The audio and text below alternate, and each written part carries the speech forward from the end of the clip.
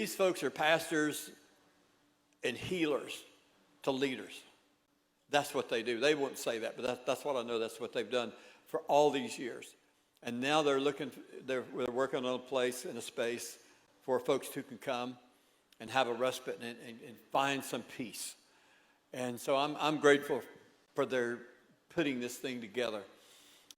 Brian and Stephanie Forbes, they're going to come up here in just a second. But when I was, yeah, see, I got you, didn't I? Yeah, you're almost. No.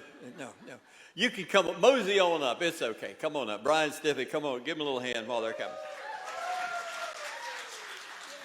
Brian, he's a Mr. Fix-It guy, and I said, Lord, I know him, and the Lord said, Exodus 36. So I went in there and read Exodus 36, and basically it said something like this in my own version. God chose men with skills. Skills given by God to men to build his sanctuary or church and a kingdom. That's what this guy does, and that's what his wife helps him do. So we were at their place here just not long ago, and we're impressed with the work that's going on there at the workshop. So they're going to share with you a few minutes about what's going on. If you need your washing machine fixed, he can do it. If you need your house repaired, he can do it. If you need this fixed, he can do it. But you have to get him there. I'm back, I bet. I think after over 2 decades of speaking, I'd be better at figuring out what to say. But the word I kept getting was recalibration. And when Eric was sharing, he came to a moment of recalibration and asking the question, what is it that I should be doing in light of this? And one of the things that we've run into with all the different places that we've served and all the different ways that we've served, and I kind of decided to list them a little bit because it turns out to be really weird. Farmhand, church plant co-pastor, small group pastor, church administration, camp administrations, facilities maintenance, child care, children's ministry. Those are 2 different things. Heavy equipment repair, small equipment repair. She was the head nurse at a camp over other nurses. Travel companion to help somebody cross international borders. We taught the Bible, home repairs, teaching animal husbandry, construction trades, sewing, which we both have done, laundry services, and we've cleaned a lot of toilets. Way too many. And I think the funniest one for me is a short and quite questionable time where I was actually a co-worship leader.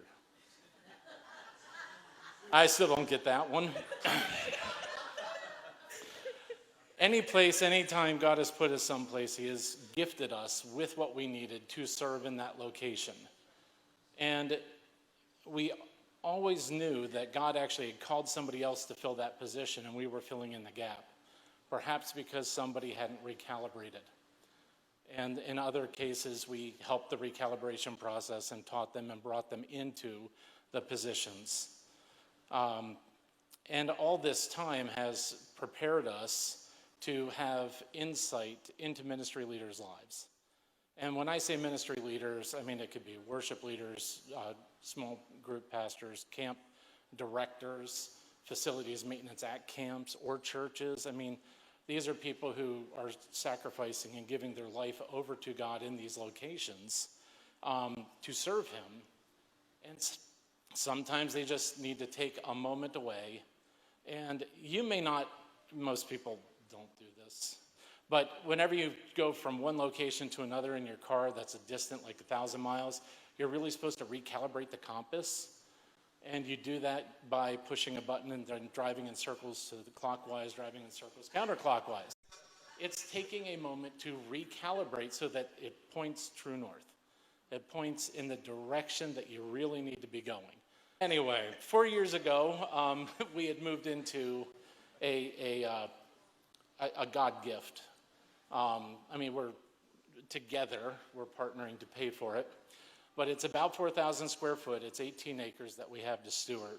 And we're making it a place of rest, restoration, and refuge.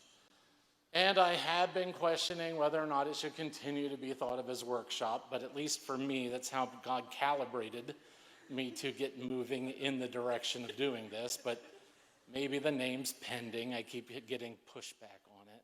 Yeah, this place is up hidden in the woods.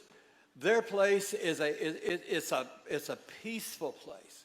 It's a place for leaders who have been beat up, worn out, tired, mad at God, mad at the church, to go take a little break.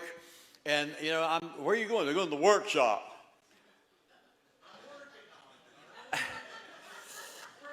I mean, the peace of God is in this place. It's quiet and it's pretty out there. And, and all he's done is been in his workshop for all these, how many years they've been working on this thing. But it's close to being finished. We were there. And,